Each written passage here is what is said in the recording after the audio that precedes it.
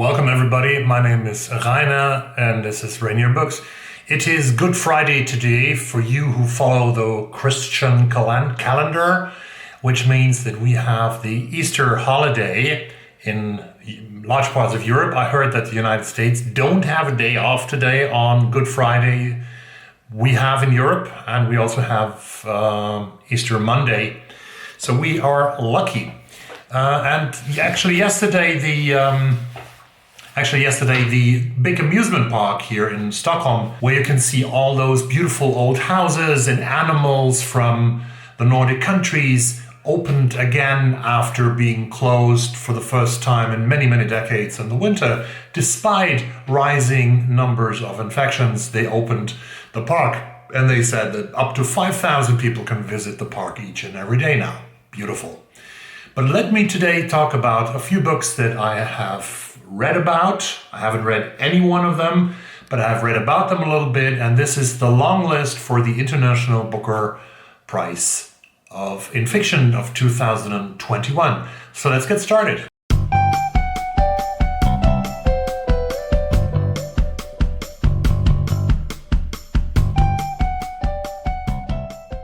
The International Booker Prize in Fiction is for works in translation, and they have published a long list last week containing 13 titles. 8 of them have their origin in Europe and are by European writers. So this is a very European-centered list, which is up for discussion probably.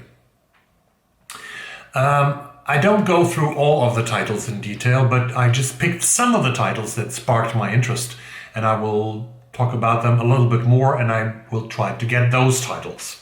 But here's the whole list. Number 1 is nominated is I Live in the Slums, Stories by Kan Zhui from China, published last year. This is a bunch of short stories by Kan Zhui, who is apparently nominated for the second time for the International Booker Prize, where she is writing about, in a very experimental way of fiction, about slums in China. The second title is At Night All Blood is Black by David Diop from France, published on November in 2020 last year. This is a title that is written by a French author who was born in France, moved during his childhood to Senegal, and came back to France when he was a young adult. And this novel also plays out in France, and I think it is a novel about the war, the First World War, where one soldier is very injured and he asks his comrade, his friend or colleague or whatever you might call people in wars, to kill him because he's so sincerely, so heavily wounded. And this young fellow is not able to do that. And it's about his life that is sort of plagued and haunted by this thing that happened in his very youth. At Night All Blood is Black, which is also not directly my piece of sugar. But that's the next book, is definitely a book for the post-Soviet book club. I make a note for that one, which is The Pear Field by Nana that Jim would know that now. Jim from Bookstuffs and Things. The Pear Field by Nana Ekvtimishvili from Georgia. And the blurb here says, Lila knows 2 things. Her history teacher must die and she must start a new life beyond the Pear Field. On the outskirts of Tbilisi, in a newly independent Georgia, is the residential school for intellectually disabled children, or as the locals call it, the school for idiots. Abandoned by their parents, the pupils here receive lessons in violence and neglect. At 18, Leila is old enough to leave, but with nowhere to go, she stays and plans both for her own escape and for the future she hopes to give Irakli, a young boy at the school. When a couple from the USA decides they want to adopt a child, Leila is determined to do everything she can to help Irakli make the most of his chance. This is The Pear Field, which is definitely interesting to me, not only for the Soviet Book Club, but it's the first one that I really like here. The fourth book is The Dangers of Smoking in Bed by Mariana Enríquez, and this is from Argentina and translated from the Spanish. I'm sorry, I don't give the translators in this short video. When I do the shortlist later this year, I will definitely speak about the translators.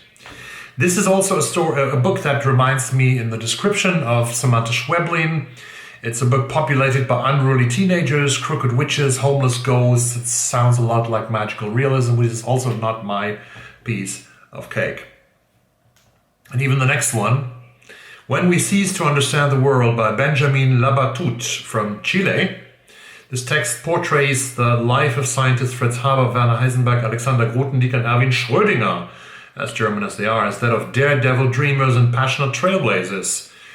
We read of their eureka moments, their triumphant epiphanies, but also their ethical shortcomings, their mental lows, and their narcissism. Certainly interesting, but not really so much interesting to me. But it's very interesting that they have apparently chosen a lot of very different titles, not only in story, but also in form, if not from their origin. But the next one is a difference, because it's the first time that they have nominated, longlisted an author who is at the same time his own translator.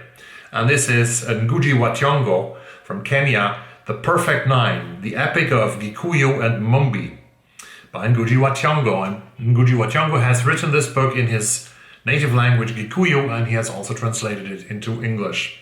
This is the story of the founding of the Gikuyu people of Kenya from a strongly feminist perspective. A verse narrative blending folklore, mythology, adventure, and allegory, The Perfect Nine chronicles the efforts of Gikuyu founders make to find partners for their 10 beautiful daughters called the Perfect Nine, and the challenges they set for the 99 suitors who seek their hands in marriage. The epic has all the elements of adventure with suspense, danger, humor, and sacrifice. Sounds interesting to me, although I'm not fully convinced yet. Okay, the next one is we go to Scandinavia. The Employees, a workplace novel of the 22nd century by Olga Ravn from Denmark. Structured as a series of witness statements compiled by a workplace commission, Ravn's crackling prose is as chilling as it's moving, as exhilarating as it's foreboding. Racked by all kinds of longing, the Employees probes into what it means to be human, emotionally and ontologically, while simultaneously delivering an overdue critique of a life governed by work and the logic of productivity. Same interest here as in the Ngũgĩ wa Thiong'o book. Half interested, not yet convinced. Summer Brother by Jaap Robben from the Netherlands. Summer Brother is an honest, tender account of brotherly love between a disabled boy and his abled brother, which will resonate with readers of Rain Man. That sounds very interesting, but it sounds like a young adult novel, and Jaap Robben has written children's books and young adult before. So anyhow, this sounds like an interesting book. Of the love and relationship of two siblings. The next one comes from Germany, my home country. An Inventory of Losses by Judith Szalansky. I have spoken about that book earlier already, I think in my preview for books in the month of December or January. This is about places that are irretrievably lost to the world, including the paradisal Pacific island of Tuanaki, the Caspian Tiger, the Villa Sacchetti in Rome, Sappho's love poems, Greta Garbo's Fading Beauty, a painting by Caspar David Friedrich, and the former East Germany's Palace of the Republic. For the second time, Szalansky writes a very interesting meditation this time about things that are lost forever. Before that, she had made a very beautiful book that you absolutely have to have. If you don't have it, it's also available in English, about the most sort of the most distant islands across the world. Atlas der vergessenen Inseln or something like that. The next one is a book that's the second one that after the Georgian one really catches my interest to 100%. This is Minor Detail by Adania Shibli from Palestine and translated from the Arab language. Minor Details, as the title of the book, revolves around a brutal crime committed during the war of 1948. Israeli soldiers rape a young Palestinian woman, they find in the Negev desert, killing her and burying her in the sand. Many years later, in the near present day, a young woman in Ramallah embarks on a journey of discovery into the events surrounding that rape and murder. She becomes fascinated by it to the point of obsession when she reads about it by chance, not only because of its gruesome nature, but also because it happened to take place 25 years to the day before she was born. The two sections of the book hover over one another like the maps the unnamed protagonist of the second section takes with her on her journey. The result is a haunting meditation on war, violence, memory, cutting to the heart of the Palestinian experience of dispossession, life under occupation, and the persistent difficulty of piecing together a narrative in the face of ongoing erasure and disempowerment. Minor detail. The next one I thought could be something for the post-Soviet book club, but then I decided it's too special. In Memory of Memory by Maria Stepanova from Russia. In dialogue with writers like Roland Barthes, W.G. Sebald, Susan Sontag, and Ossip Mandelstam, In Memory of Memory is imbued with rare intellectual curiosity and a wonderfully soft-spoken poetic voice. So this is about the family of the author Maria Stepanova. It's a very personal book. Dipping into various forms, essay, fiction, memoir, travelogue, and historical documents, Stepanova assembles a vast panorama of ideas and personalities and offers an entirely new and bold exploration of cultural and personal memory. For the next one, we go to Sweden.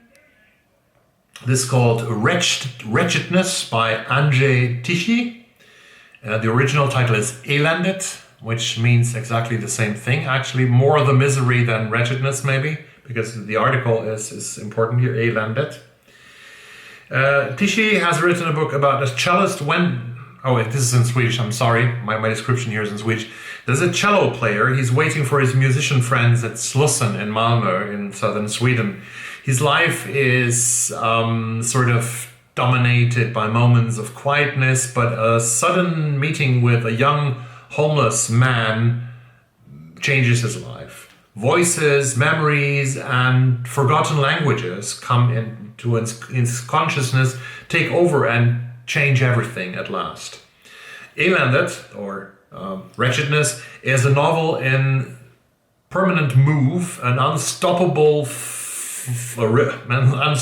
river in which the now is parted into two impossible but also into sort of present things that can't be divided.